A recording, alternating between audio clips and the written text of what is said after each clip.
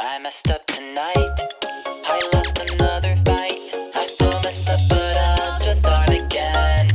I keep falling down. I keep on hitting the ground. I always get enough to see what's next. Birds don't just fly, they fall down and get up. Nobody learns without getting it wrong. I won't give up, no, I won't give in till I reach the end and then I'll start again. No, I won't leave, I wanna try everything, I wanna try even though I could fail. Happy New Year, everybody, and welcome back to Zootopia Minute, the minute-by-minute podcast where we review and analyze everybody's favorite hit Disney film of 2016, Zootopia. And it is great to be here in this brand new year of 2019. It's great to see you guys. We hope you all had wonderful Christmas and New Year's. As always, my name is Simul, and I am joined here by my co-host, Choco. How's everyone doing? I am quite well. Did you have a good holiday? I had a good holiday. Very small, but it was a nice little holiday. Awesome. All right. Well, in this new year, we are starting a brand new episode here. And on this episode, we're going to be talking about minute 62 of Zootopia. So for those of you following along at home, this is going to be from timestamp 1:02:00 to 1:02:59. And this minute begins right where we left off. Once again, Nick and Judy are now at City Hall. They're talking to Assistant Mayor Bellwether, who's getting them into the traffic cam system so that they can try and figure out what happened to Monchess after he just sort of disappeared off of that tram platform back in the Rainforest District. And the first line we hear in this minute is Assistant Mayor Bellwether saying, "I think Mayor Lionheart just wanted the sheep vote." Pausing for a moment before describing this lovely mug that was given to her by the mayor. Mayor Lionheart then calls in through the intercom, calls her Smellweather, and asks her to come back upstairs. Bellwether leaves, and Nick and Judy then get to look at the traffic cameras on the system. On the traffic cams, they see two wolves shoot a net over Monchess, and as they walk away, they begin to howl. And Nick says, and there it is. I mean, what is it with wolves and howling? And that is where the minute ends. So some interesting plot stuff happening here. Finally, this whole movie so far has been about how do we find this missing otter, Otterton. Nick and Judy went to follow different leads, which led them to Monchess, and now Monchess himself appears to have been kidnapped. So it looks like we're getting a bit closer to getting to the bottom of this. What do you think? Yeah, so we had a really fun, packed moment because we're at the midway point to the film, literally. We passed the hour mark, and we're kind of spiraling onto what this big, secret, hidden conspiracy seems to be. The underlining conspiracy of this film. And we get some great expressions. I love Nick's expressions the entire time. In fact, I think he kind of derped out at some scenes, if you look at his eyes, the whites of his eyes. And we get some really funny gags. I especially like the world's greatest dad mug crossed out with Assistant Mayor on it. Right.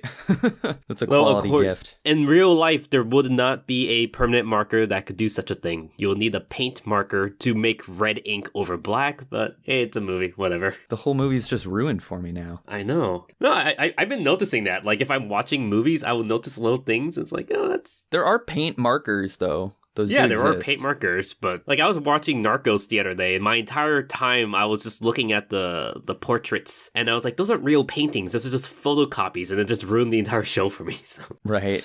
Okay, so one thing I really like is the interchange that we have between the mayor and assistant mayor, where he calls her Smellwetter, and she admits she called him Lion Fart, which was kind of funny. Yeah, what's interesting about this is we get sort of a window, again, looking into the mayor and the assistant mayor's relationship. We saw a bit of this in the previous minute, and it's sort of built upon here. Again, Mayor Lionheart doesn't really seem to really appreciate everything that Bellwether is doing. She seems to be doing a lot of the work while he just kind of hangs out in his office. At least that's the impression we get. He did give her this mug as a token of appreciation. It says world's greatest dad, simply with assistant mayor written in there with dad crossed out. I can't imagine he put that much out for, it looks like it's a gift that's given with little effort, but he had to have gone to a store, found a World's Greatest Dad mug, and took the effort to actually scribble it off. So it actually seems a lot more effort than it appears. Maybe he re-gifted it. Maybe his kids gave it to him, and he's just that much of a jerk. He re-gifts it to again, his assistant. J.K. Simmons, very great. Actually, it's funny. I was watching La La Land the other day, which is another award-winning film from 2016 that also has J.K. Simmons in it.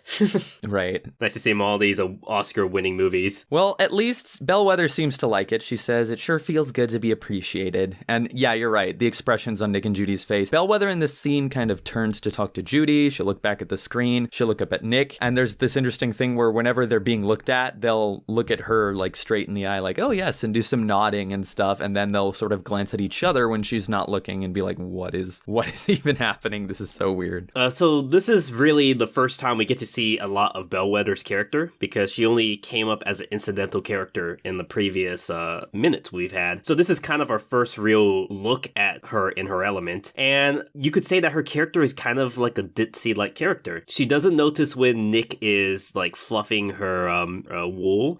She seems to not be aware of what gift, Mayor Lionheart gave her. It seems like she's just a ditzy, aloof character based on these impressions we get. She's like Isabelle from Animal Crossing or Leslie Knope from Parks and Rec. That would be my comparison, I think. Sure.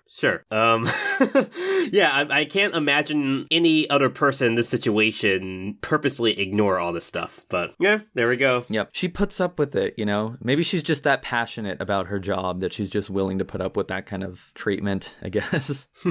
Well, Lionheart does call her over on the intercom as she's doing this, as she's looking at the traffic cams, and he says, Smellweather, to which she responds, oh, that's just a fun little name he likes to use. I called him Lionfart once. He did not care for that. Let me tell you, it was not a good day for me.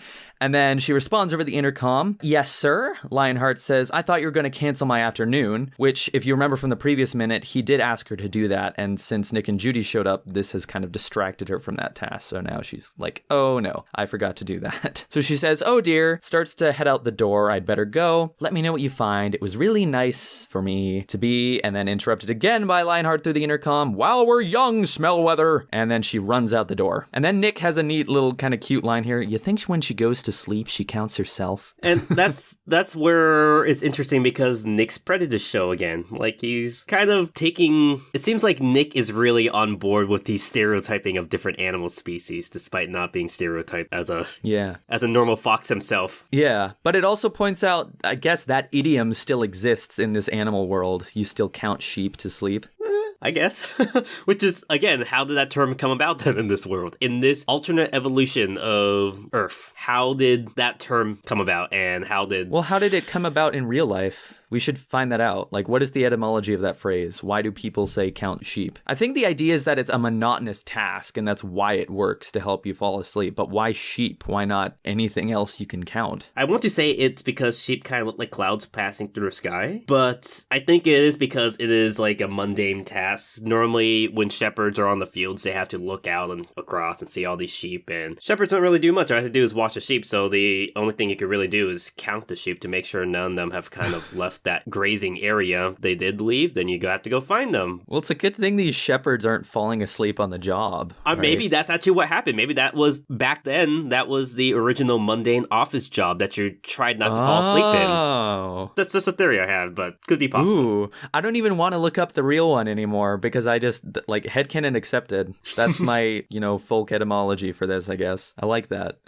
Nice. Well, Nick does make that comment, but actually before Bellwether heads out the door, we get another look kind of around the room. And when she hits the button on the phone to talk to him, there's a few different things. We see the pay bills note from before, but we also see an additional post-it note that has a phone number for somebody named Doug. And that phone number is 805-555-0127. You can't actually call that, of course. Most people will know that in the movies, whenever they show a phone number on screen, it usually has that 555 prefix, because no such phone number actually exists in the real world. Unless it's the Captain America phone from Infinity Wars. Oh, really? I don't know that story. Oh, the guys who directed Infinity War, they actually had Captain America's phone number on screen when Tony Stark was looking it up on his flip phone. And they originally said they actually did buy that number, and they wanted it to lead to a voicemail where Steve Rogers would answer the voicemail, but apparently cool. they did not get permission from Disney to do that. So they just have the number. They have the number, but it leads to nothing. Oh, that's too bad. Well, it does make me wonder who Doug is. Maybe it's something we'll find out later. Yeah, sounds like the Disney character, Doug. Man, that's such a throwback. Actually, he's a cross-company migrant because I think he originally started on Nickelodeon. Yeah, I was just about to say, wait, are you sure that's not Nickelodeon? Yeah, because I remember Was it ever Disney? On Nickelodeon, the principal was Principal Bones, but in the Disney version, the principal was the mayor. The mayor became the principal. That's how I remember the two different eras. Yeah, because they had different principals. Oh my gosh, you're right. I just looked it up. It was Nickelodeon first, and then it moved to Disney later on. Yeah, that's I think that's so probably weird. That's not very common, is it? Yeah, I don't think there's ever been another case like that I could think of. Nickelodeon, 1991 through 1994, and then there was a hiatus, and then Disney picked it up for 1996 to 1999. Huh, that's interesting. He's a Disney character, so he might exist in this Disney film. Yeah. And although that phone number, you can't actually call it, the area code it gives is a real area code. 805 refers to, I believe it's kind of the LA area, but like north of it. Yeah, let me see. This is like Ventura, Santa Barbara. Yeah, it's like areas kind of in LA and to the north of LA have the area code 805. So that's probably actually the area code of the studio, right? Yeah, would make sense. So I guess for some reason, this alternate history of Earth, these animals also picked up the area code plus 7-digit phone number technique that we have. Yeah, I guess so. All right, well, this scene does continue. Nick makes that comment about counting sheep. Judy kind of hushes him, looks at the cameras. Okay, traffic cams. Tahunga. They're looking for it. Then, finally, we're in, and we instantly have a frame up of the exact time at the exact camera they're looking for, which is pretty convenient, I guess. And you can see Monchis standing there at the end of the tram platform, which, looking at it now, actually almost looks like a long surfboard kind of shape.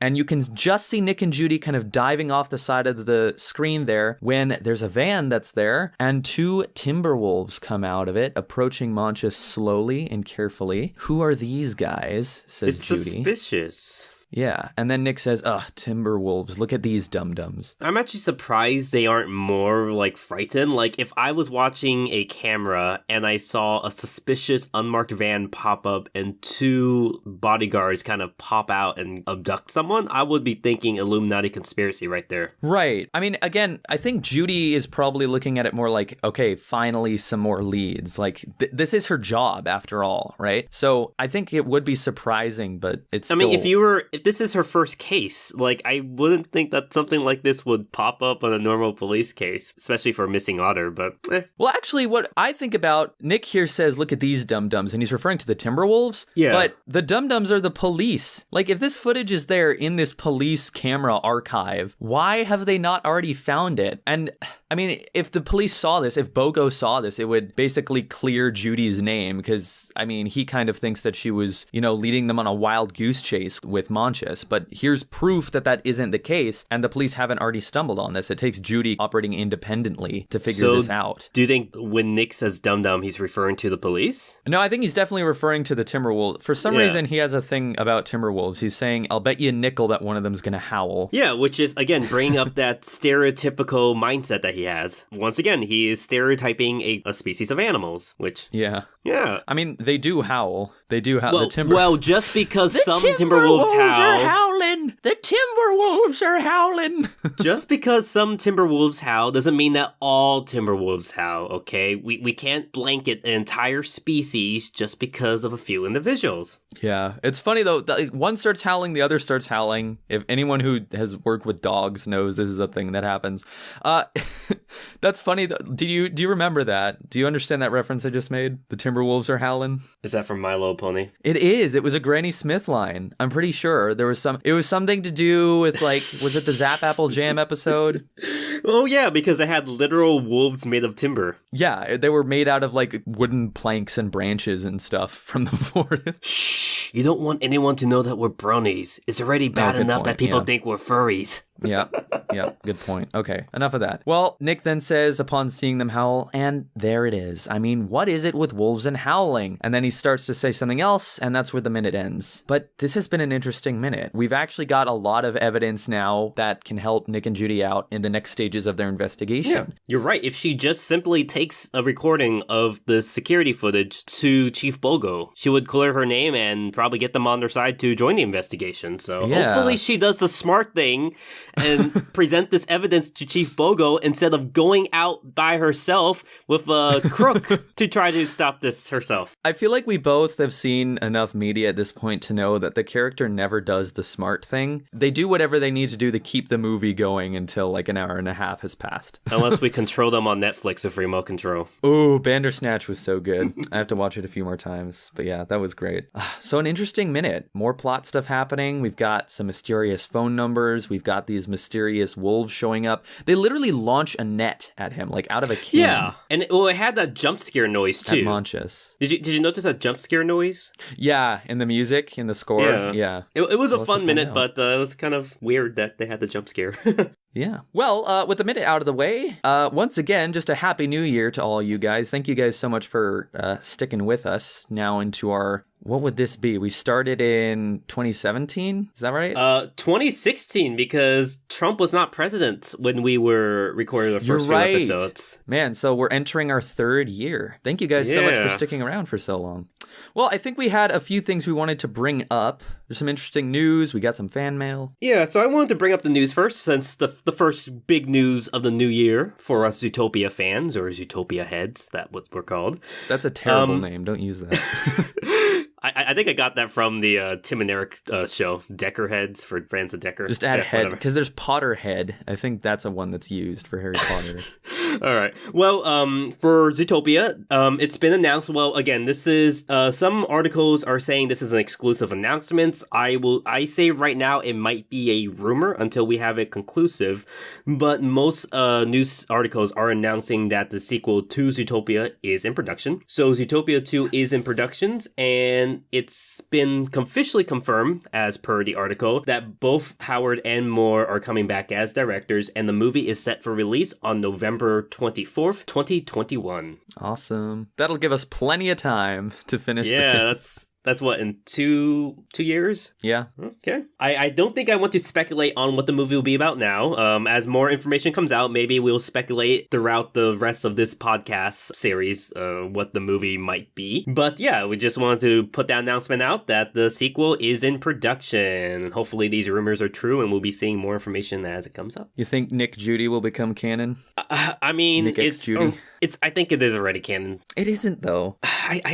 No, honestly, it's not. It's just it's the type of thing where like there's a lot of I don't really get into shipping much in anything, not even ponies or anything else. For Amazon packages, because it's not that interesting to me. And the only ships that I care about are ones that are like very solidly canon. I don't speculate. I don't do the whole oh my gosh they're standing next to each other, I ship it kind of thing. I've just never seen the point. Yeah, I haven't either. But don't look at the South Park fandom. Yeah, no. Well, yeah, like that episode that has some of your art in it that came up. No. The Tweak X Craig episode. We're not talking about that. That's funny because I think that's a fandom ship that South Park actually made canon in retrospect because the fans like that ship so much. That's hilarious. I love that though. So yeah, I will predict one thing because almost every single Disney movie sequel has this as a plot, and I only realized this after watching Wreck-It Ralph 2, that almost every sequel, it starts out with the two protagonists of the previous movie. They're now friends, so whether that's the princess and the prince or the two buddies who met up in the previous movie from separate journeys, they're friends in the beginning, and all of a sudden some big misunderstanding caused these friends to separate and go their own ways. And then they realize at the end that their friendship was important, yada yada yada. I'm guessing that's going to happen. Nick and Judy are going to be shown like working with the police station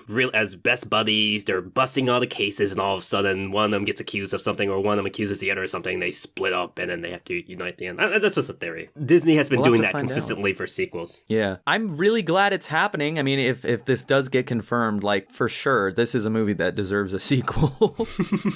Yeah, especially since Wreck-It Ralph 2, Incredibles, and I guess now Frozen already are producing sequels. Frozen's getting a sequel? Oh, geez. Okay. Yeah. All right. can tolerate that, did I you guess. want to talk about our next? You want to talk about our fan mail then? Yeah, so we did get a bit of mail in our email inbox. And do you have that up? I do. So we got some fan mail from a fan of the show named Clayton. He writes, "Dear Choco and Simul, I googled Zootopia podcast and found yours through ZNN. And again, thank you ZNN for plugging our show when we first came out. Thank you very much. Okay, so he writes to us about being caught up on all the episodes. He says he learned about the furry fandom through our podcast, even though he doesn't consider himself a furry, with a hashtag not a furry. Again, we are not furries. Hashtag not a furry. Oh, that's so great. But we did inspire him to make his own Zoosona. His Zoosona's name is Rocky, and he lives in one of the tri-barrels. He is a raccoon. Everyone in town's a hillbilly, but Rocky is not. He likes building PCs and coding. He has a younger sister named Roxy, and he has an older brother named Roche.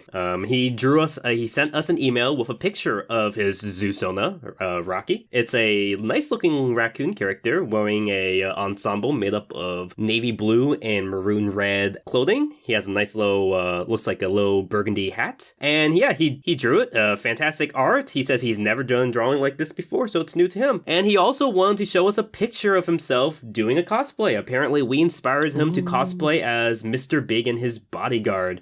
And he sent us a Halloween picture where he's dressed up as Mr. Big's bodyguard wearing a polar bear mask. And he's holding a little clay figurine of Mr. Big that he made himself out of clay. And he said he rigged the figure up so he could talk. That's super cool. That is fantastic. That is very, very creative and very ingenious. I don't think I've seen a Mr. Big cosplay done that way. So kudos to you. Yeah, thanks a lot, Clayton, for sending us some fan mail and fan art. Well, we really appreciate it. Thank you so much. Yeah. If you guys want to send us your own fan mail or fan art, feel free to send it to us at zootopiaminute@gmail.com. We would love to look at it and read it on the show. All right. Well, I think that's probably going to be it for this episode. We definitely hope you guys had a wonderful Christmas season, holiday season, and we hope you have a wonderful new year coming now into 2019. Thank you guys so much for listening. If you did enjoy the podcast, as always, you can follow us on Twitter at Zootopia Minute, subscribe to our YouTube channel, give this video a like. That always helps us out. And as Choco said, if you want to send us anything, you can always send that to zootopiaminute@gmail.com. Thanks again, guys, so much for listening. Happy 2019. We'll see you on the next one. Bye.